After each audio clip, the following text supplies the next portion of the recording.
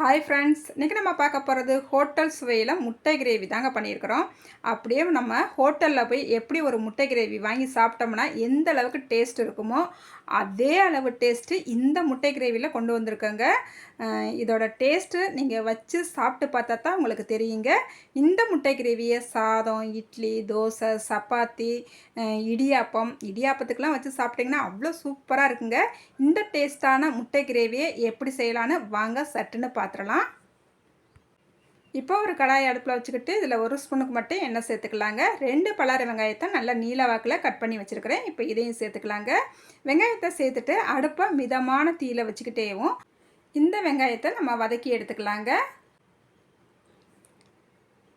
இப்போ நம்மளுக்கு வெங்காயம் கண்ணாடி பதம் வந்துருச்சுங்க. இன்னும் ஒரு செகண்ட் மட்டும் வதக்கினா போதுங்க. பாருங்கள், இந்த அளவுக்கு வதக்கிக்கிட்டால் போதும். இப்போ நம்ம வெங்காயத்தை எடுத்துக்கலாம்.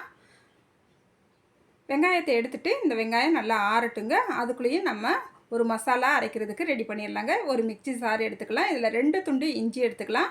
ஒரு 7 பல் பூண்டு எடுத்துக்கலாம். ஒரே ஒரு பச்சை மிளகாய் எடுத்துக்கலாங்க. கொஞ்சமாக புதினா இலை சேர்த்துக்கலாம். மல்லிச்செடி தண்டு பகுதியோடு நம்ம கொஞ்சமாக சேர்த்துக்கலாங்க. அதுக்கப்புறம் நம்ம வதக்கி வச்சுருக்கிற வெங்காயத்தை நல்லா ஆறின பிறகு இதோட சேர்த்துக்கலாம். அதுக்கப்புறமா இது கூடவே நான் கொஞ்சமாக பாருங்கள் முந்திரி குருணை சேர்த்துருக்கேங்க. நீங்கள் முழு முந்திரி பருப்பாக இருந்தால் ஒரு 6-7 முந்திரி பருப்பு சேர்த்துக்குங்க. அப்போ தான் இந்த முட்டை கிரேவி சாப்பிட்றதுக்கு ரொம்பவே டேஸ்ட்டாக இருக்கும். கொஞ்சமாக தண்ணி ஊற்றி இந்த மாதிரி நல்லா வலுவலுன்னு ஒரு பேஸ்ட்டாக அடித்து எடுத்துக்கலாங்க. இப்போ இது இப்படியே இருக்கட்டுங்க.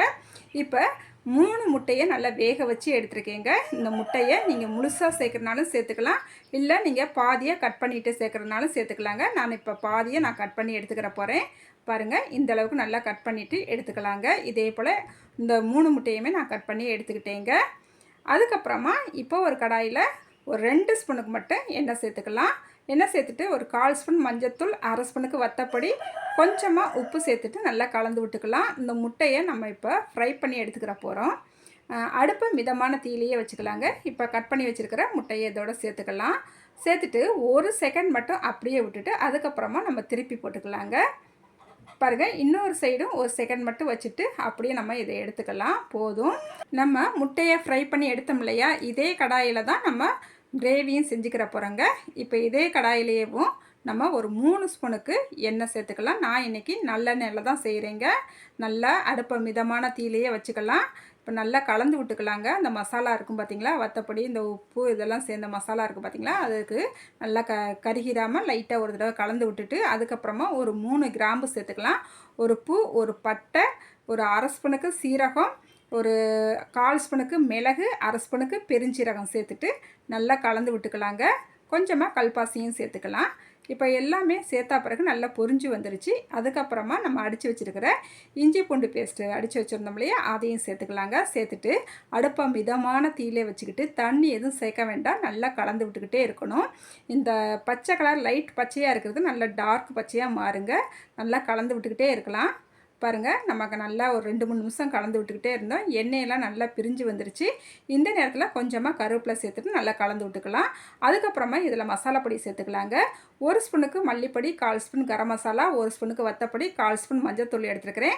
இப்போ இதை நம்ம சேர்த்துக்கலாங்க. நீங்கள் காரத்துக்கு வத்தப்பொடி இன்னும் கொஞ்சம் அதிகமாக ஒரு 1/4 ஸ்பூனோ 1/2 ஸ்பூனோ சேர்க்குறதா இருந்தாலும் சேர்த்துக்குங்க. நீங்கள் காரம் எப்படி சாப்பிடுவீங்களோ அதுக்கு தக்கன கூட்டியோ குறைச்சோ சேர்த்துக்குங்க. இப்போ இந்த மசாலாவோட பச்சை வாசனை போகிற வரைக்கும் நல்லா கலந்து விட்டுக்கலாம். அதுக்கப்புறமா ஒரு 150 கிராம் புளிக்காத கெட்டியான தயிர் சேர்த்துக்கலாங்க. பாருங்கள், நம்ம தயிர் சேர்த்தா பிறகு நல்ல ஒரு கிரேவி நம்மளுக்கு சூப்பராக கிடைக்குங்க. இப்போயுமே நம்ம தண்ணி சேர்த்துடக்கூடாது.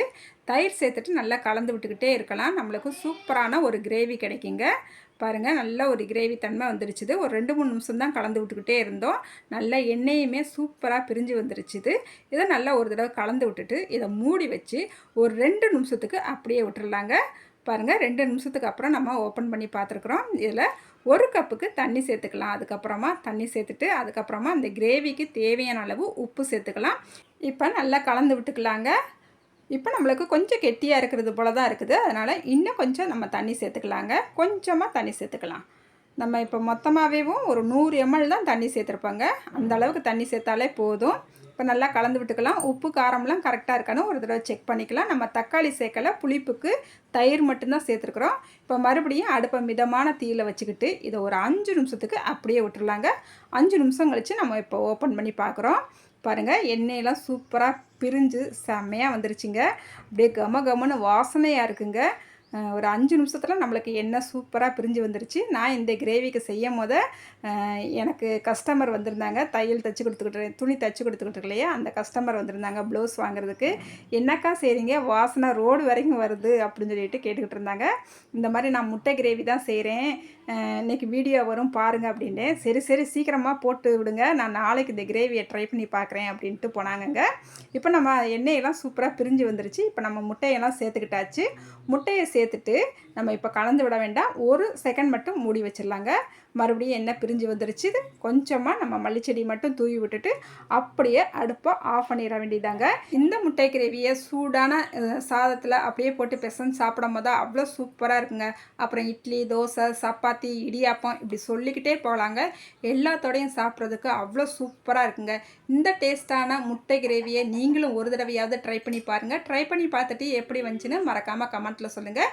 இந்த வீடியோ உங்களுக்கு பிடிச்சிருக்குன்னு நம்புகிறேங்க. வீடியோ புதுசாக பார்க்குறவங்களா இருந்தால் என்னோடய சேனலை மறக்காமல் சப்ஸ்கிரைப் பண்ணிவிடுங்க.